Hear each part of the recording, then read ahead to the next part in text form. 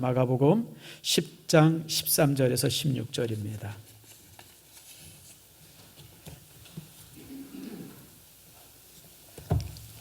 마가복음 10장 우리 13절에서 16절 말씀 교독하겠습니다. 사람들이 예수께서 만져주심을 바라고 어린 아이들을 데리고 오매 제자들이 꾸짖건을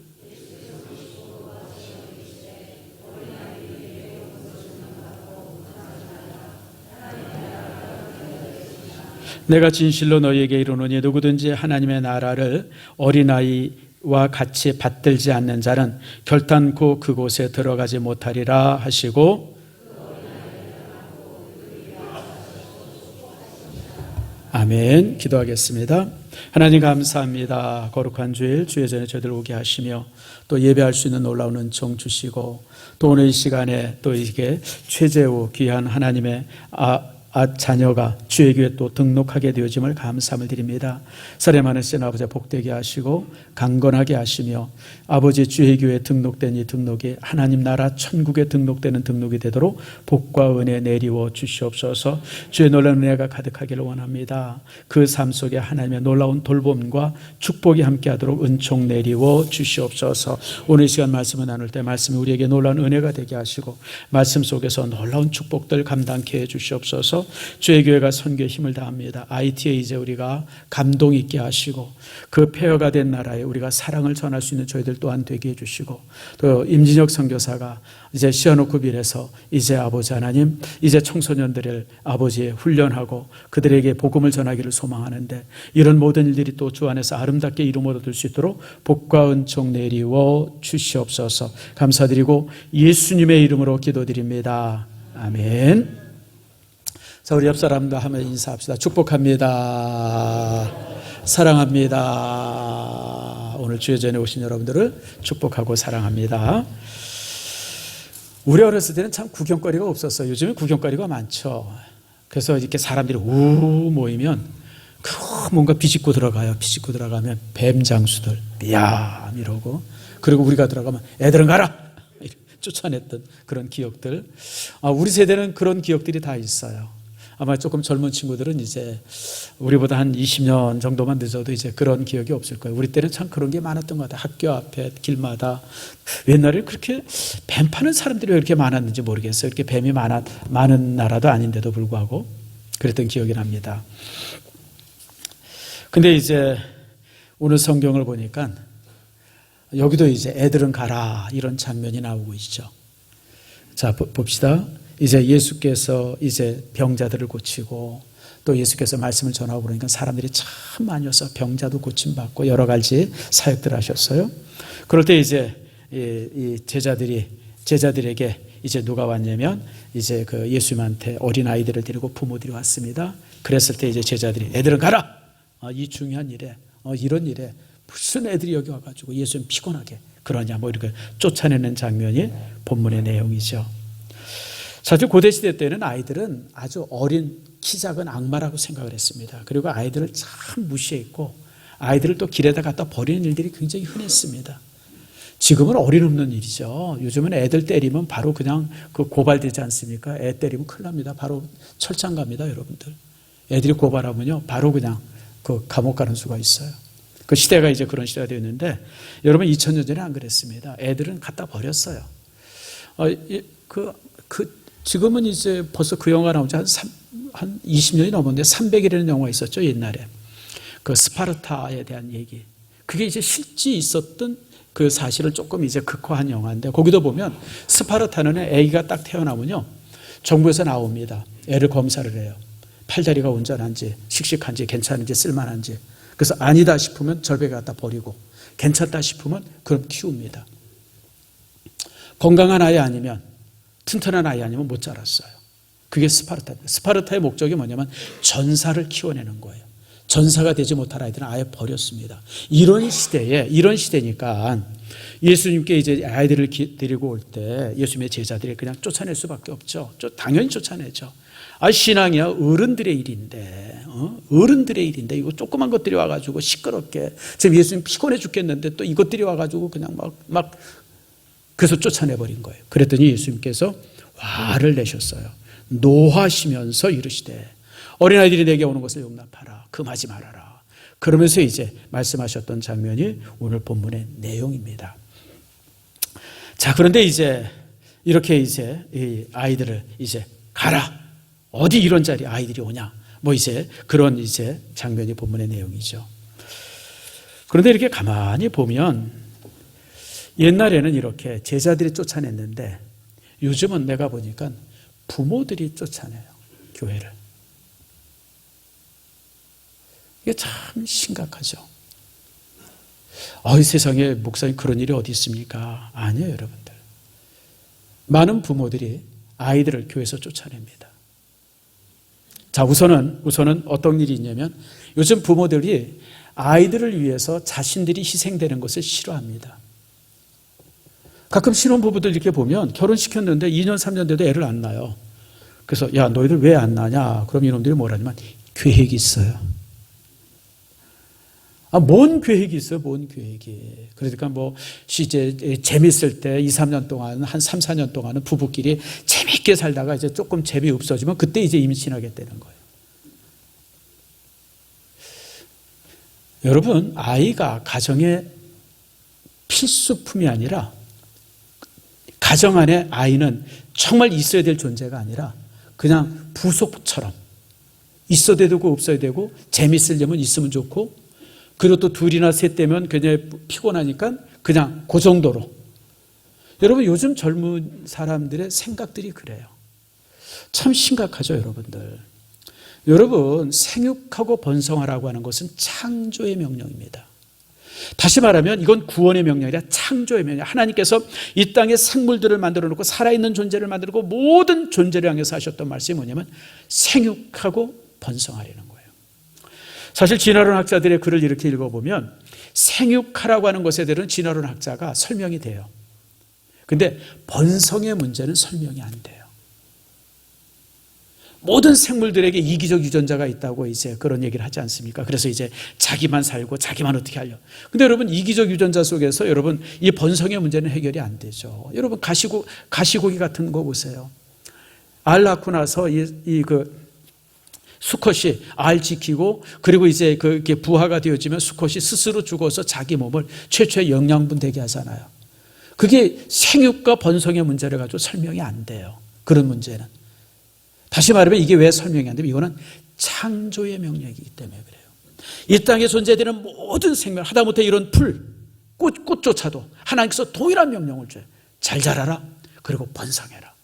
하나님의 명령이에요. 그러면 여러분, 생육과 번성의 문제는 선택의 문제가 아니라 살아있는 존재들이 가져야 될 당연한 사명의 문제. 살아있는 이유가, 우리가 이 땅에서 사는 이유가 생육하고 번성하기 위해서 사는 거예요.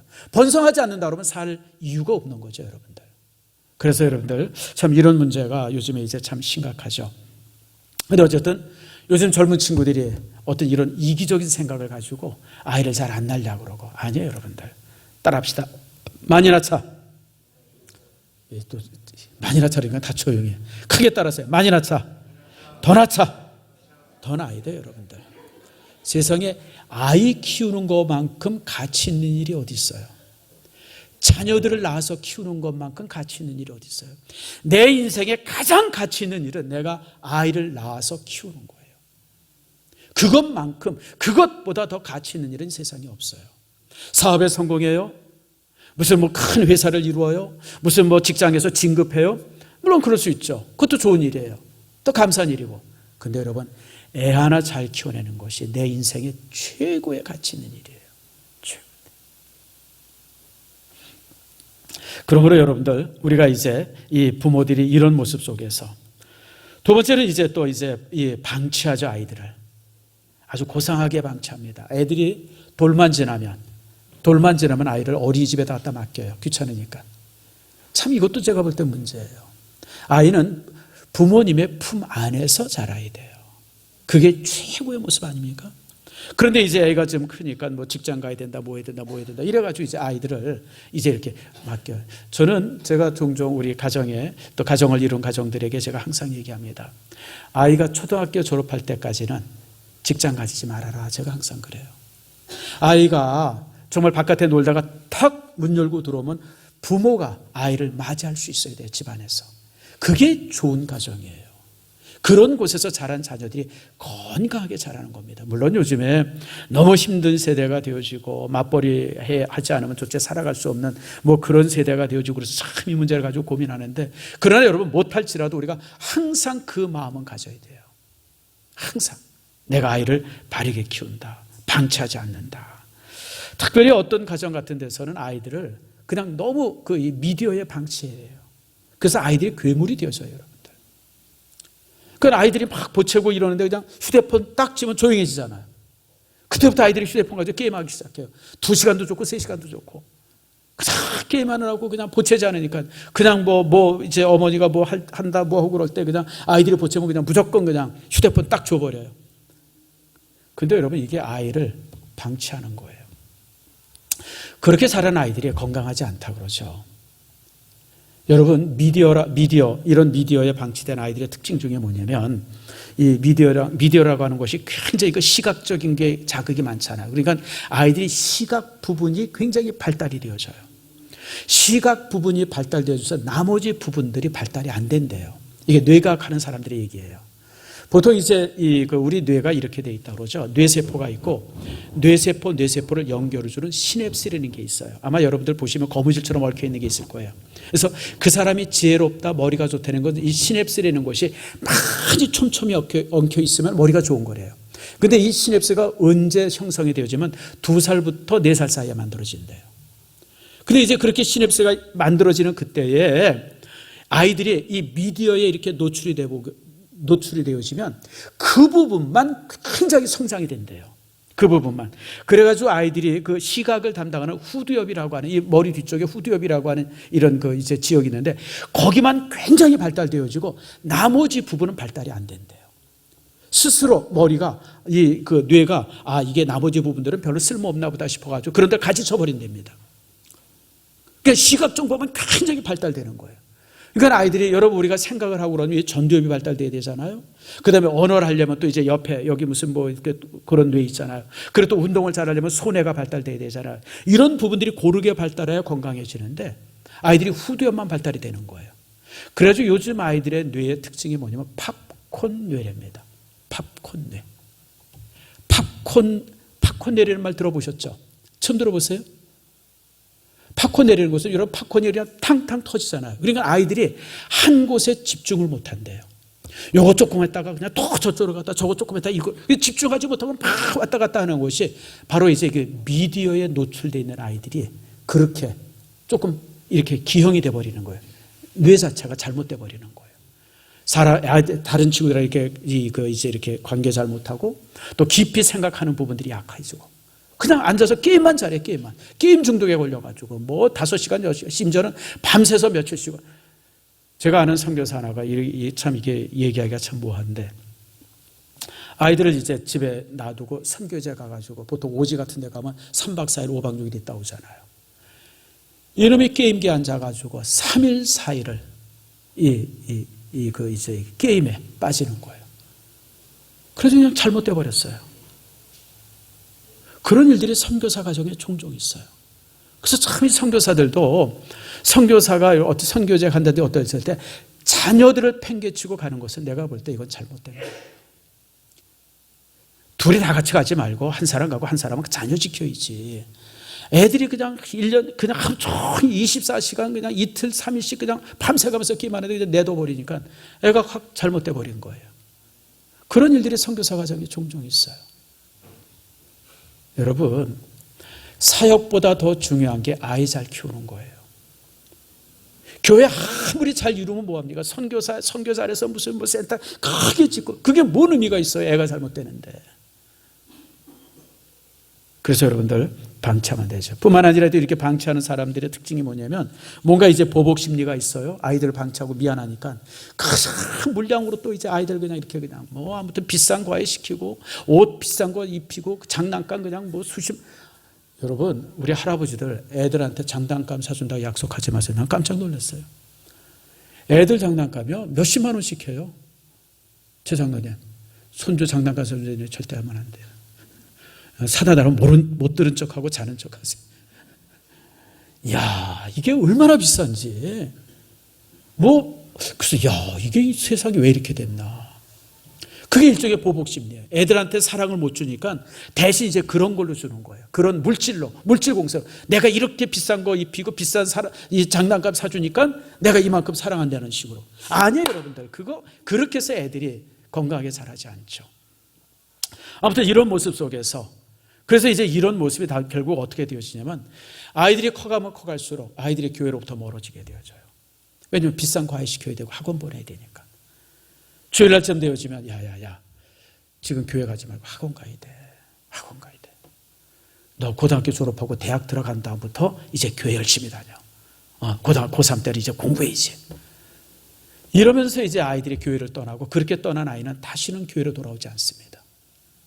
그래서 우리 교회도 이렇게 보면 주일학교 때부터 이 영아부, 유치부, 초등부, 중도부 매일 한 20명 가까이 올라가는데 결국 고등학교 3학년쯤 되어지면 몇 명 안 남고 걔네들이 대학부 올라가면 1명, 2명밖에 안 남아요. 나머지는 다 부모들이 교회에서 쫓아낸 거예요.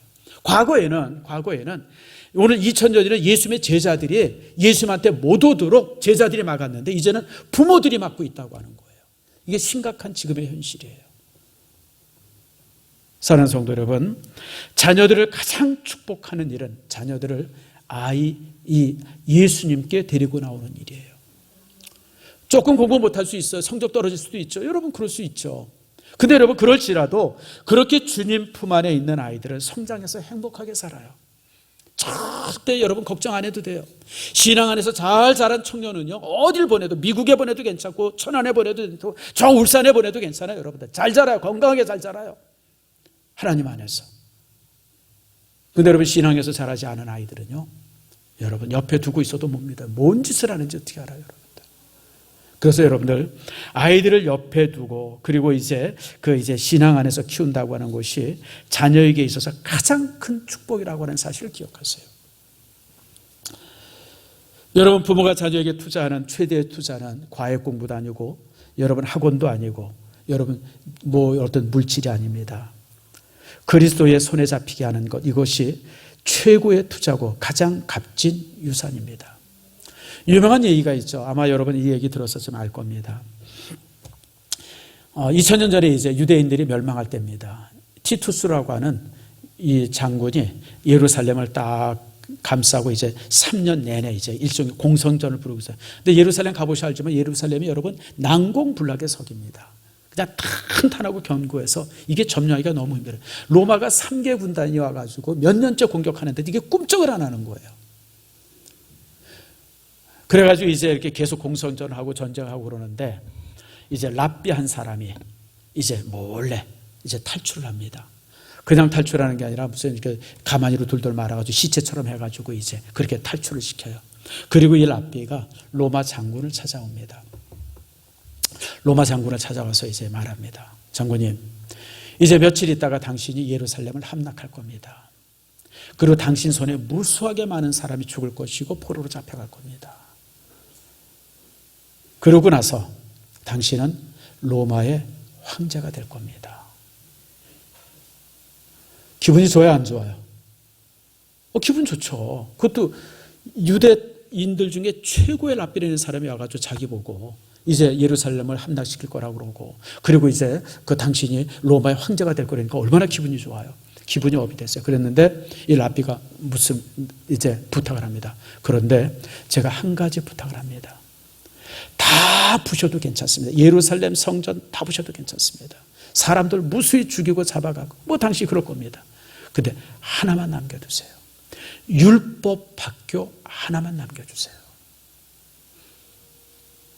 그랬더니 티투스가 허락을 해요. 그래, 내가 예루살렘을 점령하고 나면 다 부셔버릴 것이고 포로로 잡아갈 건데, 근데 내가 하나 딱 율법 학교 하나만 내가 남겨두겠다. 그 약속을 합니다. 그리고 며칠 후에 이제 예루살렘이 정복되어지고요, 수많은 사람들이 붙잡혀가고 살육을 당합니다. 그때 붙들렸다 갔던 사람들이 즉 콜로세움이라고 하는 로마의 가장 큰 경기장을 만듭니다. 아마 여러분들 로마에 가면 개선문 보셨죠? 로마에 가면 개선문이 있잖아요. 그 개선문이 유다를 정복한 티투스를 이 환영하기 위해서 만든 게 그 개선문입니다. 지금 남아있는 개선문이 그 티투스, 유다를 멸망시킨 그 사람을 환영하게 만든 거예요. 그때 그리고 수십만 명의 포로를 잡아갑니다. 그리고 수십만 명의 포로를 가지고 만든 게 콜로세움입니다. 근데 여러분들, 그때 티투스가 남겨두었던 그 율법 학교가 지금의 유대인들을 이제 유지시킵니다. 나라가 무너지고 성전이 무너지고 남아있는 건 하나도 없는 폐허가 됐음에도 불구하고 사람들이 모여서 율법을 배우고 아이들이 모여서 말씀을 배우면서 유대인은 나라 없이 2000년을 살면서도 지금까지도 유대인의 생명이 이어져 오고 유대인은 가장 우수한 그런 종족이 되어지죠. 여러분, 노벨상의 30% 이상이죠. 30% 이상이 유대인에 의해서 세워집니다. 타죠. 미국의 아이비리그의 교수 중에서 60%가 유대인들이랍니다. 그러니까 유대인이 빠지면 아이비리그의 교수의 60%가 사라진다죠. 뭐 재벌도 마찬가지고 재산도 마찬가지고 미국의 가장 큰 그런 재벌이 여러분 유대인들입니다. 이게 어디서 됐어요? 율법 학교 하나로 인해서. 유대인들이 그렇게 고난 속에서 나라 없이 그렇게 비참한 가운데 살면서도 불구하고 율법 안에 살면서 율법을 붙들고 그 자손들이 계속해서 훈련받고 교육하면서 유대인들의 명맥이 그렇게 이어져 온 겁니다. 여러분, 유대인들이 무슨 기술 잘 가르치고 말 잘 가르치고 뭐 상업 교육 잘 시키고 그래서 지금의 유대인들이 있는 게 아니에요. 유대인들은 제일 먼저 시키는 것이 하나님의 율법부터 교육시킵니다. 그리고 그 율법이 교육된 이후에 그 위에 세상의 지식이 쌓여지도록 해요. 그래서 유대인들이 저런 모습이 되어지는 겁니다. 그래서 여러분들, 이런 모습들, 이것이 바로 이제 유대인들을 유대인되게 한다라고 하는 거 여러분 기억하세요. 그래서 유대인들에게 있어서요, 가장 중요한 말씀이 뭐냐면요. 자, 우리 신명기 6장 7절 말씀 한번 읽어봅시다. 자, 같이 읽겠습니다. 시작. 내 자녀에게 부지런히 가르치며 집에 앉았을 때에든지 길에 행할 때에든지 누웠을 때에든지 일어날 때에든지 이 말씀을 강론할 것이며. 이게 신명기 6장 7절에 자녀들을 말씀으로 교육하라 그런 쉐마라고 하는 말씀에 나오는 단어입니다. 쉐마. 이게 6장 7절에 쉐마. 들으라. 이스라엘아 들으라. 쉐마 이스라엘. 그러면서 내 자녀를 부지런히 가르치며. 이게 하나님께서 모든 부모들에게 준 명령이에요. 그래서 유대인들은 어려서부터 아이들이 태어날 때부터 가장 먼저 가르치는 것이 하나님의 율법부터 가르칩니다. 그리고 그 율법 위에 세상의 지식을 가르칩니다. 그럴 때 아이들이 잘못되거나 아이들이 좀 그렇지 않아요. 유대인이라고 하는 종족 자체가 태어날 때부터 우수해서 태어나는 것이 아니라 유대인의 이 종족이 너무 평범한데 그런데 그들에게 율법을 교육시키면서 그들의 가장 뛰어난 종족이 되어지는 거예요. 그래서 여러분들, 여러분의 자녀를 축복하는 가장 좋은 방법이 무엇이냐? 말씀으로 키워내고 하나님의 손안에, 그리스도의 손안에 여러분의 자녀가 쥐어지게 해주는 거예요. 그럴 때 여러분들은 걱정할 것 없고 그 자녀는 정말 뛰어난 자녀가 되어진다고 하는 것 여러분 기억하세요. 그래서 예수님께서 계속해서 말씀합니다. 15절 말씀 우리 같이 한번 읽읍시다. 시작. 내가 진실로 너에게 이르노니 누구든지 하나님의 나라를 어린 아이와 같이 받들지 않는 자는 결단코 그곳에 들어가지 못하리라 하시고, 하나님의 나라를 어린 아이와 같이 어떻게 받든다라고 하는 말은 뭐냐면 받아들인다라고 하는 거예요. 하나님의 나라를, 하나님의 말씀을, 하나님의 율법을 아이처럼 받아들이면 또 그렇게 받아들이지 않으면 너희들은 결코 천국 가지 못한다고 하는 거예요. 이게 무슨 말이에요, 여러분들? 우리가 종종 아이들을 가르치려고 그러지만 실제 여러분, 우리는 아이들에게 배워야 합니다. 우리가 이 땅에 살면서 지금까지 또 살아오면서 너무 무너져 살았어요. 깨어져 살고 상처투성이로 살고, 그러니까 우리 속에 순수함이라는 게 전혀 없어요. 그냥 모든 거 복잡해. 근데 그렇게 사는 사람들은 하나님의 나라에 들어가지 못한다는 거예요. 아이들에게. 그래서 아이들에게 배우라. 영국의 유명한 개관 시인이 그랬죠. 워즈워즈입니까? 아이들은 어른들의 부모라 그랬어요. 어른들이 아비라 그랬어요. 어른들이 아비. 우리가 아이들을 가르치는 게 아니라 아이들을 키우면서 그 아이에게서 배우려는 거예요. 그래야 우리가 천국의 시민이 되어진다고 하는 겁니다. 여러분, 그럼 우리가 아이들에게 배워야 할 것이 무엇입니까? 내가 키우는 아이들로부터 우리가 배워야 할 것이 뭡니까? 제일 먼저 잇따르면 순수함이죠. 아이들은 순수합니다. 제가 아이들에게 가르치고 아이들을 이렇게 하다 보면 아이는요, 배운 그대로 흡수합니다. 여러분들이 지금 설교를 들으면서 판단하죠. 아이고, 우리 목사님 조금 좀 너무 나간 것 같아. 저건 좀 아닌 것 같은데. 저건 누구 들으라고 얘기한 것 같은데. 아이고, 저건 지금 나보고 하는 얘기네. 누가 또 우리 집 얘기를 또 예수님, 이 목사님한테 얘기해가지고 또 다 판단하고 앉아 있잖아요. 안 하는 사람 손 들어보세요. 없잖아요, 지금. 다 판단하고 지금. 여러분, 아이들은 안 그래요, 여러분들. 아이는 설교하면 100% 그대로 받아들여요. 그냥 순수하게. 아이들은, 여러분, 그래서 아이들은요, 정말 이 순수함이 생명력이고 힘입니다. 그러므로 여러분들, 이 순수하지 않으면 하나님 나라의 백성이 될 수 없다고 하는 거예요. 하나님의 말씀을 받을 때 그냥 순수하게. 또 아이들은 단순하죠. 아이들은 단순하게 받아요. 아이들은 복잡하죠. 두 마음이 없습니다. 아이들은 겉다르고 속다르지 않습니다. 겉과 속이 똑같습니다, 여러분들.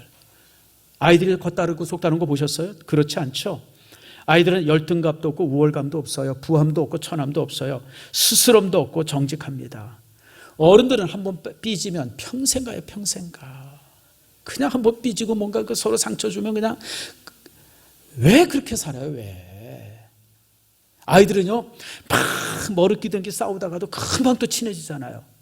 여러분, 단순해야 돼요, 단순해. 왜 그렇게 복잡해요, 인생을? 단순하게 사세요. 사랑하면 사랑하는 대로. 단순하게. 여러분, 그대로 받아들이고.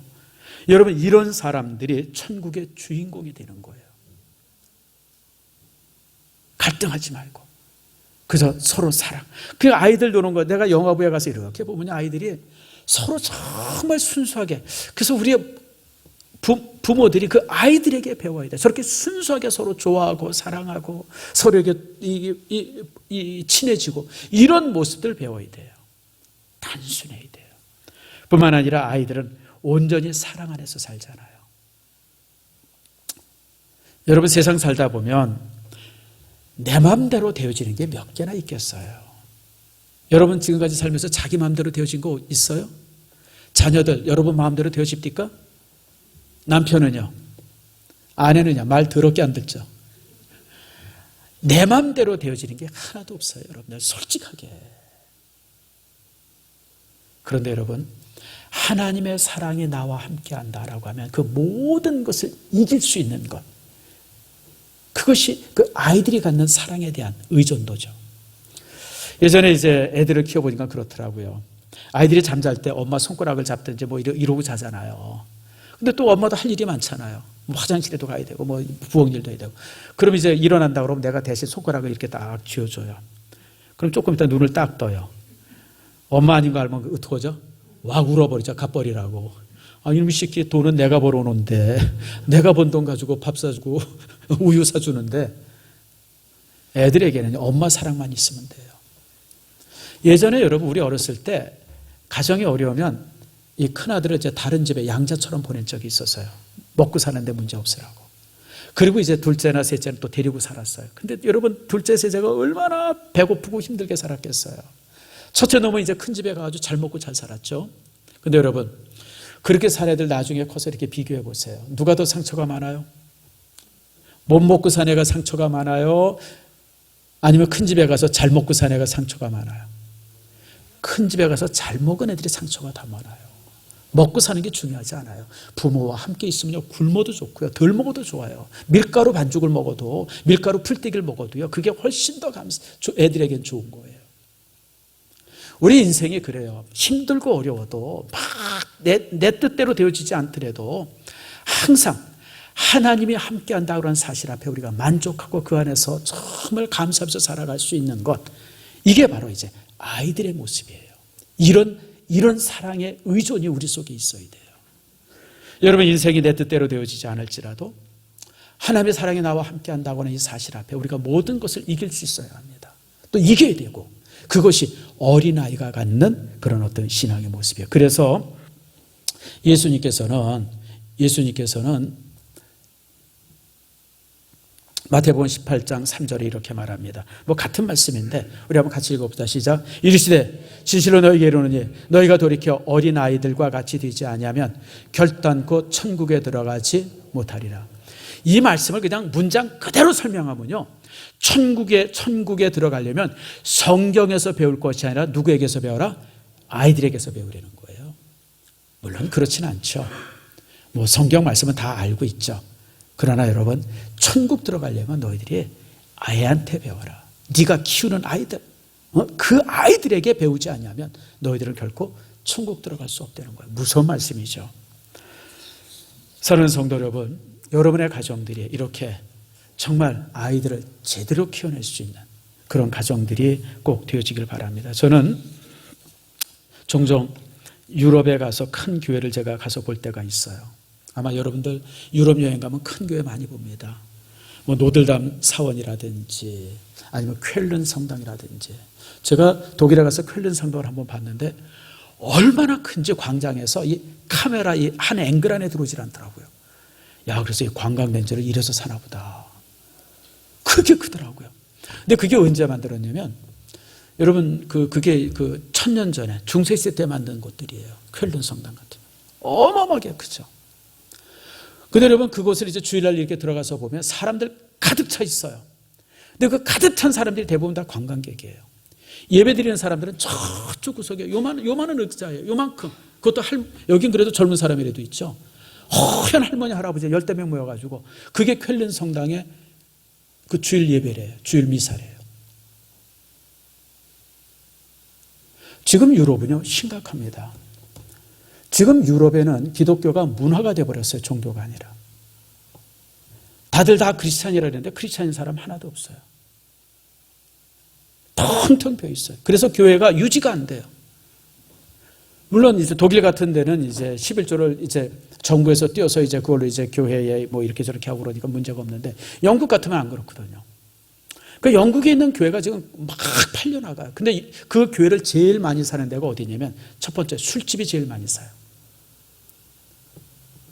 여러분 술집하기 얼마나 좋아요. 교회가 파이프 올겐이 있지, 그림이 화려하게 그려져 있지, 높지, 술집으로 최고예요. 그래서 영국은 교회가 술집으로 제일 많이 팔립니다.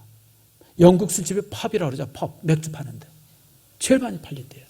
두 번째 많이 사는 게 무슬림들이 많이 사요. 무슬림들이. 그래서 십자가 내리고 거기다 뭐예요? 초승달 하나 딱 꽂아요. 그러면 그 다음부터는 그게 이제 그 교회가 아니라 무슬림 회교 성전이 되는 거예요. 지금 영국 같은 데는요, 이제는 선교사를 파송하는 나라가 아니라 영국 자체가 선교의 대상국이 되어집니다. 심각해요. 유럽 다 그래요. 근데 여러분, 우리나라라고 안심할 수 있습니까? 내가 볼 때 우리나라도 안심 못해요. 지금 여러분 주일학교가 없는 교회들이 무수하게 많습니다. 주일학교가 없어졌어요. 이제는 아이들이 없으니까. 주일학교 예배를 안 드려요. 이게 여러분 우리 지금 한국 교회 현상이에요. 저는 한국 교회도 이제 한 50년 100년 지나면 이제 물론 여기 관광하러 오는 사람은 없을 거예요. 뭐 볼 게 있다고 관광하겠습니까? 근데 여러분 이게 이단들에게 팔리거나 뭐 회교 뭐 얼마든지 그럴 수 있다고 하는 거예요, 여러분들. 그러니까 유럽은 건물은 잘 지었지만 사람은 키워내지를 못했어요. 텅텅 비어가지고. 그래서 요즘에 이제 새로운 선교 개념이 생깁니다. 선교적 교회라고 하는 교회가 유럽에 이제 새로운 개념으로 한 10여 년 전부터 이제 등장하기 시작했어요.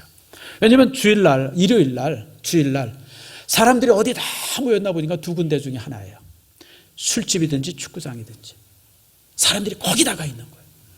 그러니까 많은 목회자들이, 선교사들이 그러면 이제 주일날 교회에서 예배 드린다고 사람들 모으는 게 아니라 이제 목사가 축구장에 가든지 술집에 가야 된다는 거예요. 왜냐하면 거기 사람들이 있으니까. 거기 가서 예배 드려야 된다는 거예요. 조금 여러분 이해가 잘 안 가죠. 축구장에 가서 뭐 교회가 되겠나? 또 술집에 가서는 더더욱 예배가 되겠나? 근데 여러분, 교회에서 목사가 아무리 기다려도 성도가 안 오는데 거기서 뭐 하겠어요, 여러분들? 그러니까 목사가 교회에서 성도 오기를, 한 명도 오지 않는 성도 기다리지 말고 술집에 가려는 거예요. 거기 가서 전도하려는 거예요. 거기 가서 예배 드리려는 거예요. 축구장에 가서. 지금 유럽의 교회가 지금 이런 모습이 되고 있어요. 그리고 이 모습이 앞으로 50년, 100년 후에 대한민국 교회일 수도 있다고 하는 거예요. 사랑하는 성도 여러분, 우리는 지금 굉장히 어떤 이제 위기 지점에 있어요. 기후 문제가 위기가 아니에요. 요즘에 이제 기후 문제가 심각하지 않습니까? 그래서 이제 인계선상에 와 있다. 지금 이제 세계 기후 때문에 어떻게 되겠다. 문제가 있긴 해요. 지금 5월 초순인데 여러분 얼마나 추워요. 이게 오리털 잠바 입고 와야 되나, 오늘 아침에. 아마 이게 뭔가 이제 이 엘니뇨 현상, 리나노 현상 이러고 저러고 해가지고 좀 기후가 심각한 문제.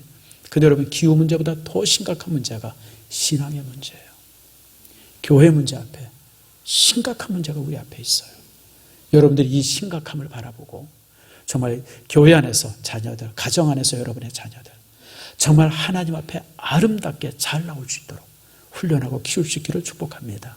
여러분, 자녀를 가장 축복하는 것은 비싼 과외시키는 게 아니라 하나님 전해드리고 나오는 거예요. 그럼 아이들이 알아서 다 잘해요. 공부도 마찬가지로 친구 관계도 잘하고 잘하기 알아서 잘 자라요.